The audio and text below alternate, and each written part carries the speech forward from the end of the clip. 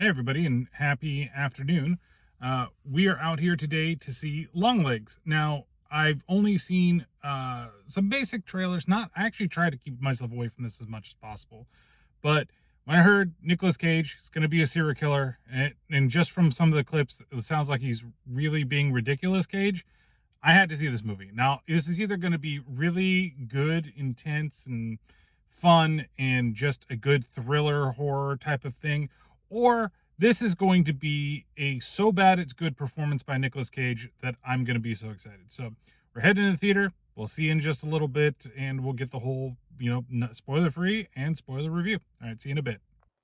Hey, everybody, and welcome back to the review, the spoiler free portion of this review for Longlegs. So I got part of what I wanted from this movie. The biggest thing is that it's ridiculous, Cage. He is extremely over the top as Longlegs, right? He is the serial killer that's in this movie. Um, but there, I'm still so torn. This is again one of those movies I'm so torn on because the biggest thing that I can say about it is that the very interesting parts in this movie are very interesting. They are very good. And there is a story that's behind this whole thing that actually is pretty good. But there is just some parts that are just so slow and monotonous. And a slow burn is fine. I don't mind slow burns when they're really interesting and they're done well. It's not always done well in this movie, unfortunately, to me personally, right? And a lot of it has to do with the actors that are in the film, right? And again, I think that you have a relatively solid story. I think that Nicolas Cage is perfectly fine. I think that it's kind of meant to be like that, and it in a way works. It's weird, but it works for that character and kind of what he does. But it is sometimes a little bit overt, and it does fulfill like that so bad it's good side of that character. But then the way the character's done, the way the character's written for this movie, it does work. It's fine. Um, but I really kind of dislike the main character of this movie, Lee. I just don't like the character very much, and I think it's the way that the actress really portrays her. And there's a reasoning why, and I will get into the reasoning why in the spoilers. But the performance is just so subdued. It's like Aubrey Plaza with not having Aubrey Plaza and not having any of the charm that I feel like Aubrey Plaza has, right? Especially when I'm looking at something like Parks and Rec, right? Where there is a comedic like tinge to it in the way she does stuff, and then she does other movies where she's kind of still being herself, but and not always is that way. And but it's still just like that's it all the time, and it's kind of like, and there isn't any really emotion to it to the end. There's something that I'm going to compare it to, but I'm only going to say it in the spoilers because I think that that's the best way to kind of describe this movie, and that's going to ruin some things in this movie, right? If you're not looking for any spoilers within this film. The film itself is basically about an FBI agent, and I can't tell if she's a relatively new FBI agent, or that she's, she's been there for at least a little while. I want to say that she's a relatively rookie FBI agent, maybe not like rookie, but maybe let's say 5 years she's been with the organization. And there's something that happens to her at the beginning of the movie that that kind of goes with her head and then leads her down the path to following this case of Longlegs, right? And that's where she meets the like one of her superiors who realizes that she solved the other case really odd, like with really odd instinct. And she then is on the case. And that superior, that guy just feels like such a stereotypical like boss, like almost like cop drama type of guy, like that you'd make fun of, right? And it just like the weird juxtaposition of these two characters just does not work for me.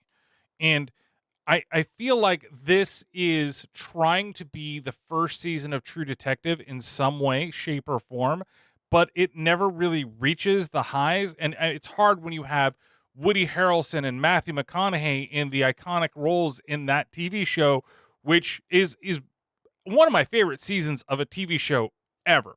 I was so glued to watching that, and like I caught up late with it, and then all of a sudden I was like, "Oh shit, I now have to wait 2 weeks, to get the rest of the show that I've been watching, and I gotta keep watching till I get to the ending." And I was so enthralled with it. And there's points in this show, and that's not the comparison I'm gonna make, by the way, but there's points in this show or this movie where I want to be in that space. And it's just like that space. And then there's points in this movie where it's like the season with Vince Vaughn. Uh, what? Huh? What are you doing? Where are you going with this? Why are we spending so much time? And it's broken up into three different parts. Basically, they did it in three acts. And so you have act one, which is called Letters. Act two, I forgot something. It's like Everything Else or something like that. I can't really remember which is the longest of the two parts. And then the third part, which is called The Birthday Girls. That's all I'm going to give in this as terms of spoilers. But and the third part is super short, and something really shocking happens. And there's a lot of really good shocking moments in this film. So it's gonna come down to I can see why this is a critical darling. And if I were to go on Rotten Tomatoes right now, I'm pretty sure that I would see that this probably has like an 80 something percent. And I did not look up, and I'm not looking up any reviews or anything before I finish my review. I would say this has like an 80 something percent on Rotten Tomatoes for the critic score. And I bet you if I look at the audience score, I think it's going to be sub 60s, to be honest with you. And I could be totally right. I could be totally wrong. There could be a big group of people. So I think that there's just so much I think that it misses with potential. And for a first time, what I feel is like a first time writer director. And if that's not the case, that's rough. That's very rough. And it's being produced by Neon, and Neon again does some really cool things and really odd things at the same time. And I think that this is one of those really odd things. I don't think that this is necessarily again, it has cool moments in it, but I just if you're not in ready for the slow burn of this movie, you are just not going to be into this movie at all.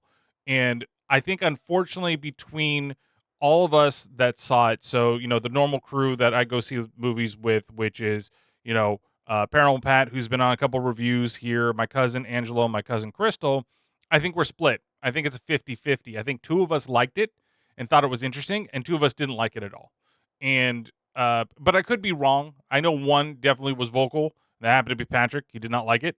I don't know about Angelo. I feel like he didn't, but Chris and I were kind of in the like it, at least it's interesting type of category. But we all agree that some parts are just too damn slow and too long in the tooth when it's doing it. So throwing it into the final review of this movie and the final ratings for this movie, I'm gonna, man, I'm so in the middle on this thing. It's one of two scores. Well, like, and I think I have to use. I don't like using these, but I think I have to use a half a point again because I think it doesn't necessarily reach. And while I will say that I enjoyed it, right? I enjoyed parts of it very much, and I think it's interesting. I think it just falls short. I think it really does. And in comparison to some of the other ones that I've seen recently that I didn't like very much, I still enjoy it. It's weird. I listened to somebody else talk about a game recently that came out, and they're like, "Man, this is the best 5 out of 10 game I've ever played because it's janky as hell, but you want to push yourself and go through it." And I feel the same with this. And while I can't give it a solid score to be just like it's right in the middle of the road, I think it's just a little bit below right in the middle of the road. So I'm gonna give this 2.5 creepy ass dolls out of 5.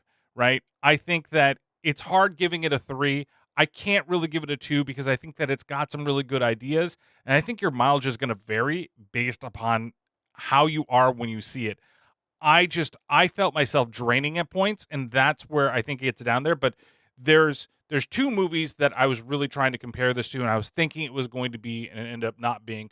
But the second one actually came before I did the review here, and I'm like, yeah, that makes sense. That one is probably the best one that's set there. So, hey, thank you guys so much for watching. If you went through all the way through this part, there is going to be, of course, spoiler reviews coming up in just a moment. So make sure you stick around if you want to know more about Longlegs. And if not, make sure that you like and subscribe to the channel. And, if you can, share the video. Really appreciate it. But thank you guys so much for watching. And I'll see you guys shortly in the spoilers.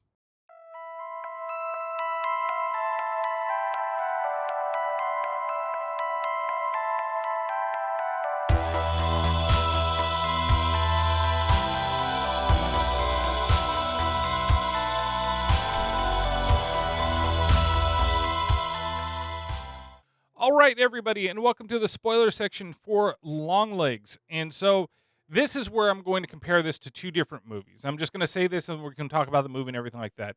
First one, I thought this was going to be like Kiyoshi Kurosawa's Cure. If you've never seen that movie, you need to do yourself a favor, see that movie. And that movie happens to deal with a killer that puts stuff into people's minds and basically gets them to kill for him. It's like, and they even make a reference in this movie to Charles Manson, and he's like, well, in terms of where they think that the killer's not working alone, that Longlegs doesn't work alone in this film. They make a reference to that, and that film is kind of like that as well, but it's more like really putting those subliminal thoughts and awakening the people into doing the killing that they really want to do, right? Turns out it's not necessarily like that. And this is a better comparison that I think about it. This is literally low budget Hereditary. If you've seen Hereditary before and you know what's kind of going on in Hereditary, and it's not exact, I'm not saying exactly that, but we're talking about, Satanists, and we're talking about somebody that's been promised as a child and what's going on with everything in the movie.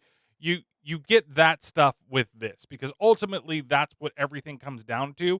And this is definitely more of a thriller kind of horror-ish than it is an actual like horror movie. It's not 100% just a horror movie. It's not 100% mystery thriller. I would almost drop the mystery part of it because there's only really one mystery, and it's who's working with Longlegs. Because we figure out exactly who Longlegs is, and we're shown Longlegs quite a bit when it comes down to everything that's there. So, and again, like I say, Nicolas Cage's performance as Longlegs is fine for what it is. I think it's very entertaining. I think that for the character and the way the character is written, I think it's very, very good, right? And he's the best thing about this movie. And it is ridiculous Cage. And he's doing his, I'm doing my weird voice, and I'm gonna electric things, and I'm gonna. And he looks like an old Marilyn Manson in the movie, or like an old Stevie Nicks. I can't really determine which one it's going to be, but like if Marilyn Manson dyed his hair blonde and gained a bunch of weight, I think that would be what he looks like here. And honestly, at one point they show him like driving in a car, and I didn't even know that that was him. I thought it was actually, and it's funny when we talk about it, I thought it was the mother of Lee driving, and then I realized no, that's not her. That's actually the Longlegs dude when he goes into this place and asks this girl, when's her birthday, you know. And so the movie itself, like it opens up in like an old standard like 4:3 ratio, right? Or like if you want to talk about in Instagram terms, like a square, right? And it shows like it's basically like old video footage that you would get if somebody was recording on an old school 70s video camera, and then it opens up. And the movie itself, I believe, takes place in the mid to late 90s, because when they're in the FBI, there's a picture of Bill Clinton that's up there on the wall. Um, and so the movie opens like that, and we actually see Longlegs just for a moment. We don't get to see much of his face, but we also see a young girl that's hearing something in the outside and gets called outside by him, and it's all done in that square format. And I was like, oh no, is this movie all going to be like this? Is this how we're going to see the whole thing? But then as it goes in the character, like in the thing, it actually stretches itself out. So once it opens up, it constantly shifts between those two types of variations, right? When we go to back something in the past, we're stuck inside the square. When we're currently in the current time frame of the movie, it's standard format that we see for the movie theaters. And so The very first thing that we open up with Lee when we finally get to her is one where she's going to trying to find a killer, a serial killer, whatever they're searching for. And they're through this normal neighborhood and they've been assigned. And they said, we're going to be doing this the old fashioned way. You guys going to go up to doors. You're going to knock on doors. You're going to talk to everybody. Have you seen something weird? And I thought she was already following Longlegs. Like, I thought this was like a Silence of the Lambs type thing where she's already on the hunt, right, for the serial killer. But no, this is just an assignment that she's given. And so they're going to houses and she's just kind of like I said, this is like Aubrey Plaza 24/7, but just with none of the charm, right? And so she's like sitting in the car. Yeah, I think I'm feeling something. I'm gonna get out of the car and then I'm gonna go look at this house. I think he's in this house. I think he's over there. Like that's the thing is like that way she plays the character throughout the whole goddamn film, and it's so fucking annoying to be honest with you. It was driving me crazy, and it isn't till the last act that she finally like opens up.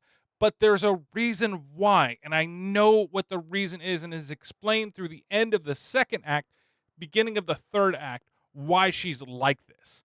Right? Really, it's in the third act, but the entire time she's just so monochrome and so like emotionless and just not really reacting to anything. And it's really bad. I don't agree with that choice. I think that she should have had to do something else. At least showed a little bit. Like there's a little bit that she's broken inside, but we don't really know why she's broken. And she's constantly calling her mom, and she's having these conversations where it's just kind of like she's just putting in the time to do everything. So anyway, so she goes with with her partner to the place, and when the partner goes up to the door to hand the guy like, hey, have you seen this guy? He gets shot right in the head, and it's shocking because it's so quick and it just happens. And you see him on the ground laying there with the blood pooling behind his head, and then she goes into the house, finds the dude upstairs, and arrests him, and that leads her to having to do this like these series of tests where they're flashing a bunch of images in front of her and she's having to guess what the images are, and she's also trying to guess what numbers everything's being sorted to, and that leads her onto the case from Longlegs because they believe like because she got 8 of these right, and she's like, I also got 8 of them wrong. But yeah, I get it, but you got 8 of them right, and you without guessing you figured out the pattern, right? That they were doing relatively quick, because she'd be like, I don't know, the first one's like 33 and then the next one's 0. Like she doesn't even like stop to think about it and say like I don't know. She just says it, right? And that's where we meet the guy that's going to be her big partner for the movie.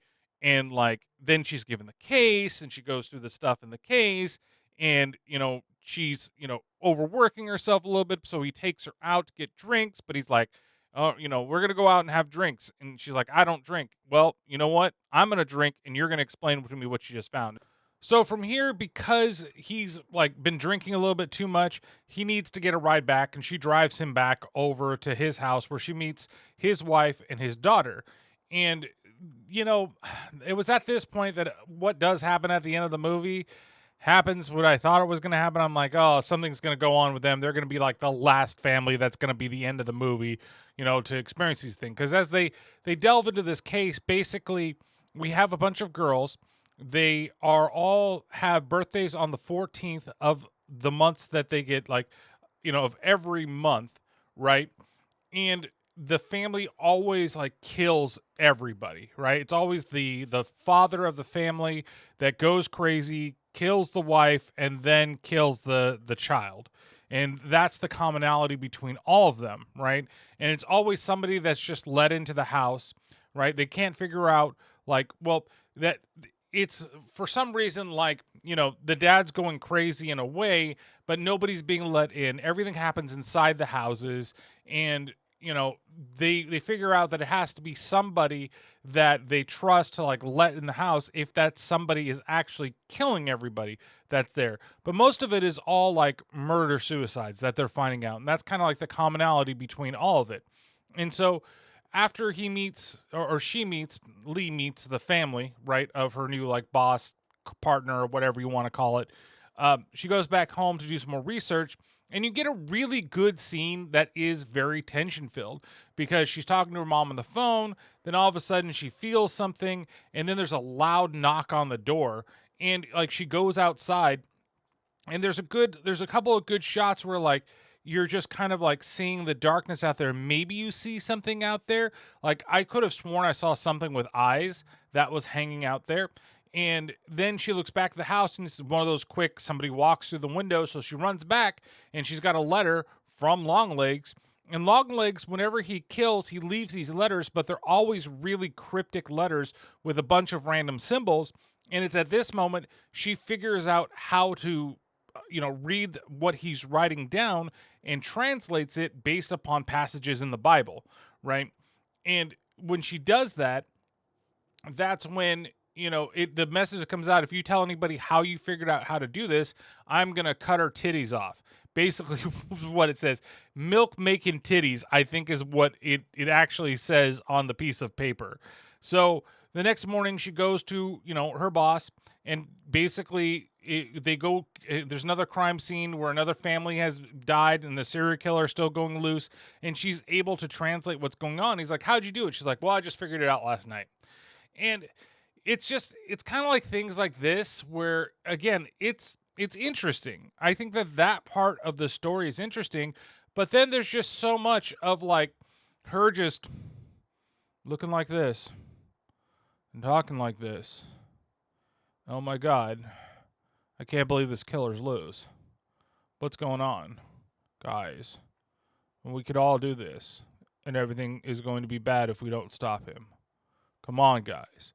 Like, it's just, that's what makes the movie, I would say for most people, it's going to make it unwatchable for a lot of people, is literally the lead character, Lee, because we have to go around with her a lot as she's figuring everything out, as she goes and visits her mom because she hasn't seen her mom in a while, and they think that, maybe her mom has something to do with it because one of the nights before her birthday, like her mom called the police and said there's a weird man that was hanging out outside. So she has to go visit her mom. And that's at her mom's house. She finds a door that has a lock that she doesn't remember before. And you got to start putting two and two together at this point.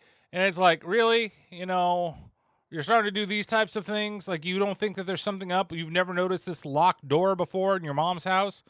And so before she's able to do that, her mom, like, almost catches her trying to get the keys, so she unlocks it and goes downstairs. And that's where, like, as she continues to talk to her mom, she starts to, like, remember stuff. And she remembers, upstairs that she would put some stuff into, like, her mom basically tells her, if you want answers, go look in your room. I kept everything there.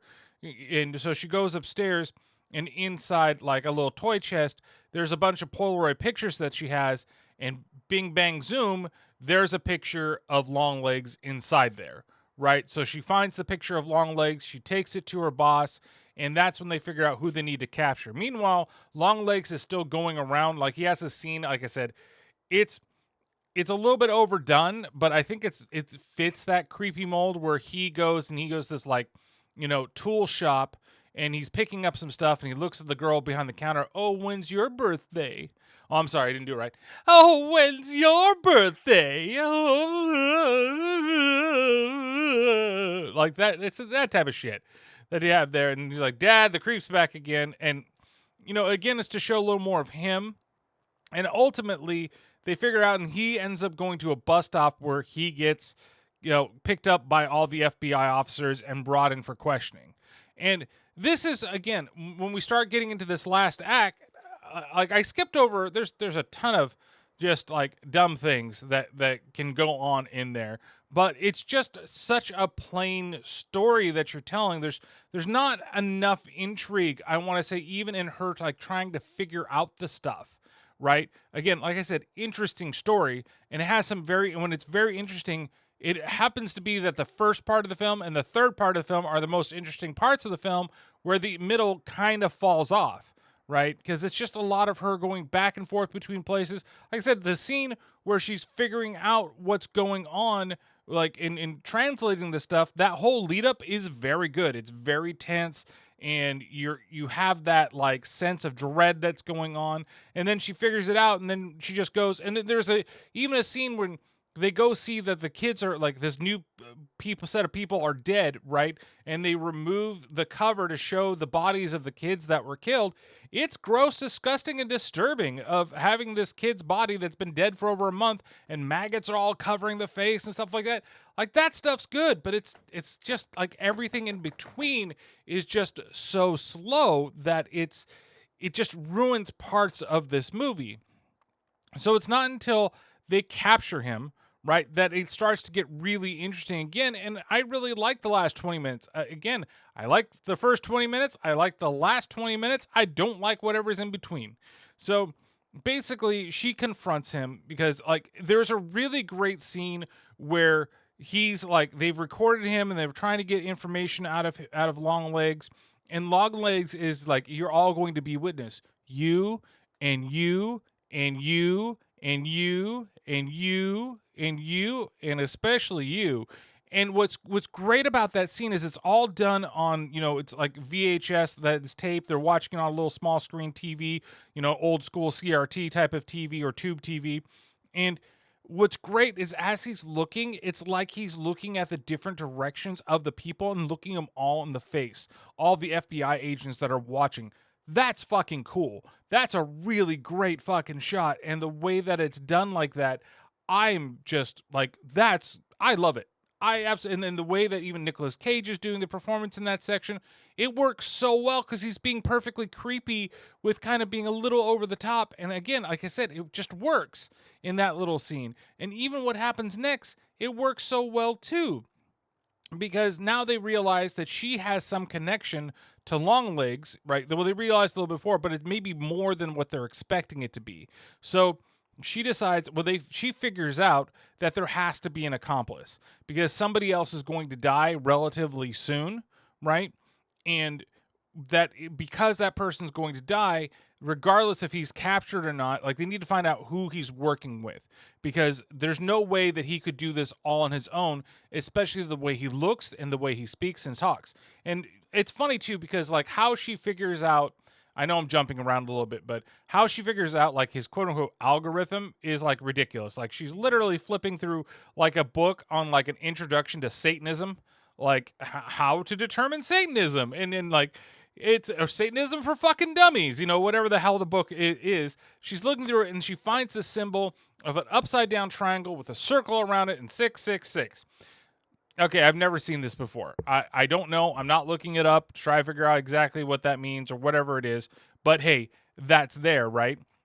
And then she looks at how she's circled dates on a calendar and then realizes that, oh, these all connect in an upside down triangle. I'm just like, how do you know that those connect that way?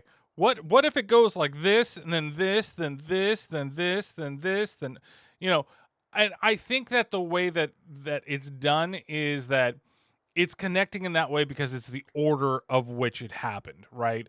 So like because there are different lines for ages and dates and when it exactly happened, if you connected it, it connects into that triangle. And that's his like algorithm is what she's like saying for the whole thing. And so that's what she presents over to him and how he does his killing because he's making this upside down triangle because it's related to satanic rituals. That's basically what she's trying to tell her boss, right? In that situation.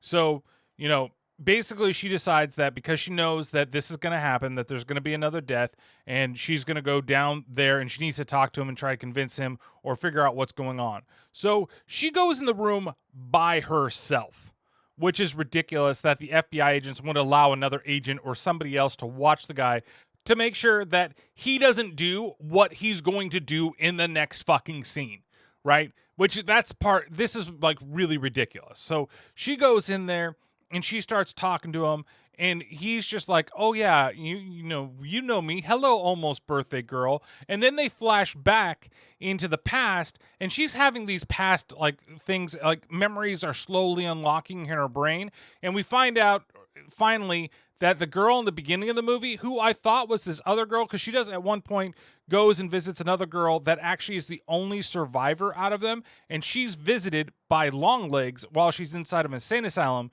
and before she's like catatonic, doesn't speak, doesn't do anything, all of a sudden he shows up, She's normal. She's happy.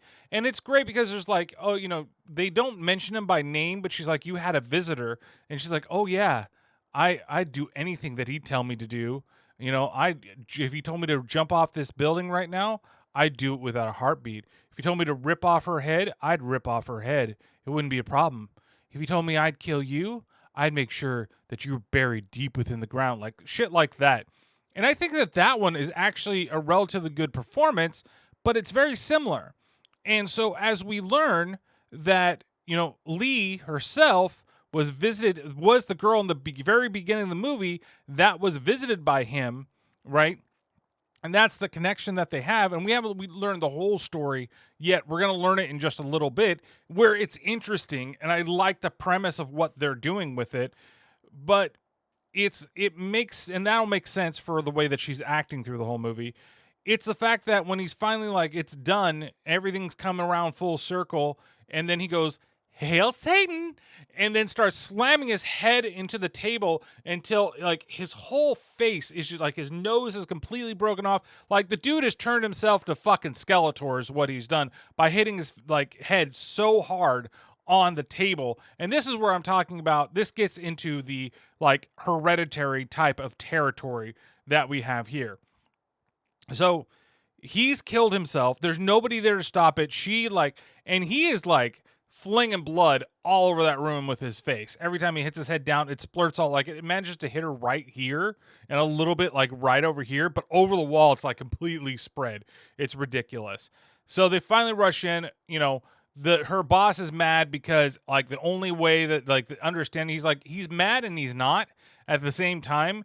He's mad that he killed himself and he wasn't able to get proper justice in the correct way, but he's happy because he got proper justice in that he's dead. Right? All those families, they've all been avenged, but she still believes that there's something going on. And they were going to bring in her mom for questioning because they needed to understand, from her what happened that night. And so she goes back to the house with the female detective, because the male detective, the female agent, I should say detective, female FBI agent from earlier in the movie, and then instead of her partner, right? And when she goes back and she goes to find her mom in the house, that's when we cut outside and her mom is standing out there in her like churchly gowns and just fucking blows the other lady away with a double barrel shotgun to the face. And it's that, again, I'm not because of the violence, but because it's so shocking that this happens. But I kind of knew that there was something in there just because we got that stupid little foreshadowing scene with, the basement that's locked. Mom never had this before. Why is this locked down here? And so she eventually goes out and she confronts her mom, and her mom spills the beans over everything that's happening because she walks over. What we also find out is that when they go to the farmhouse of the girl that's in the asylum, right?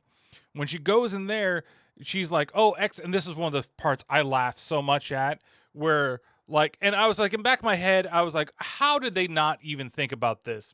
But then I realized that they didn't, it wasn't in the translations, because since he was leaving letters all over the place, and they were basically morsels for Lee when Lee eventually got on the case, right? And I think that what they allude to with everything is that there's a special power that's been helping Lee, and they even call her like, oh, she's like half psychic.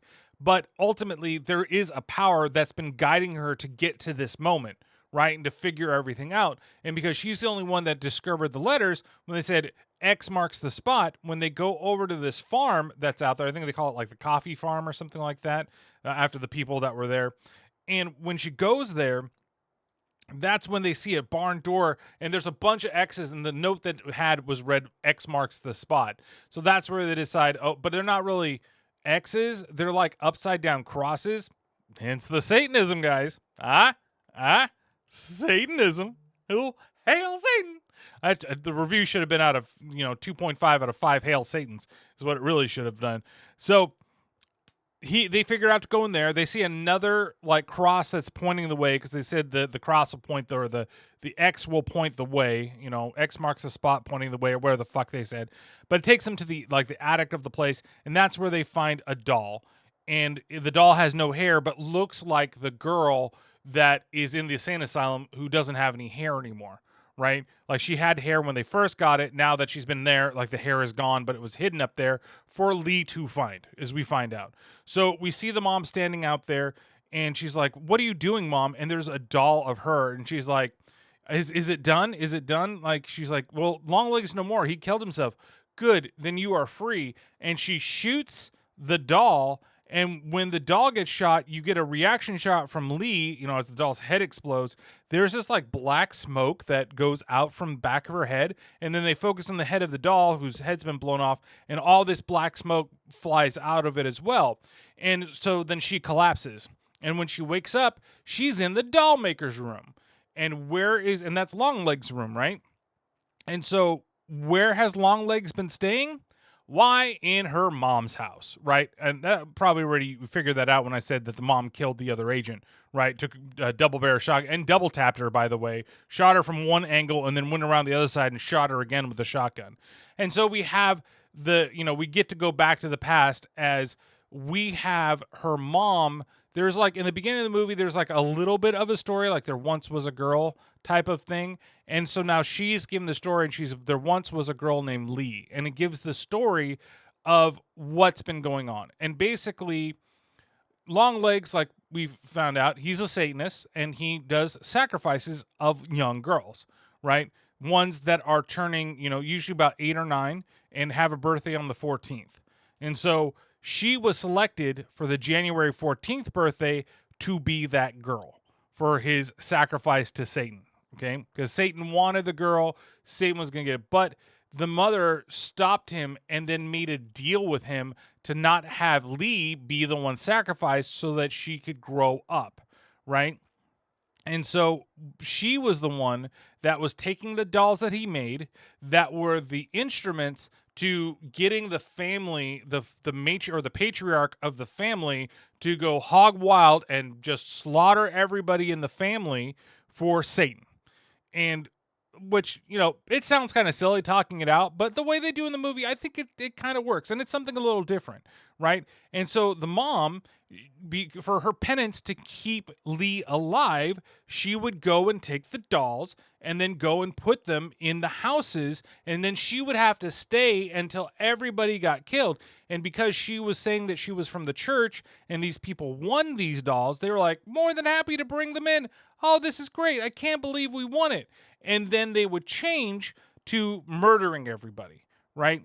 And so she had to stay around and watch the whole thing. And that was her penance to Satan to allow her daughter to live, right?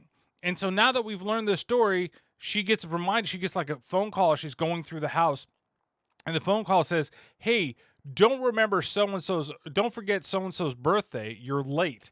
And that happens to be the daughter. I forgot. She's like Miss Ruby or something like that.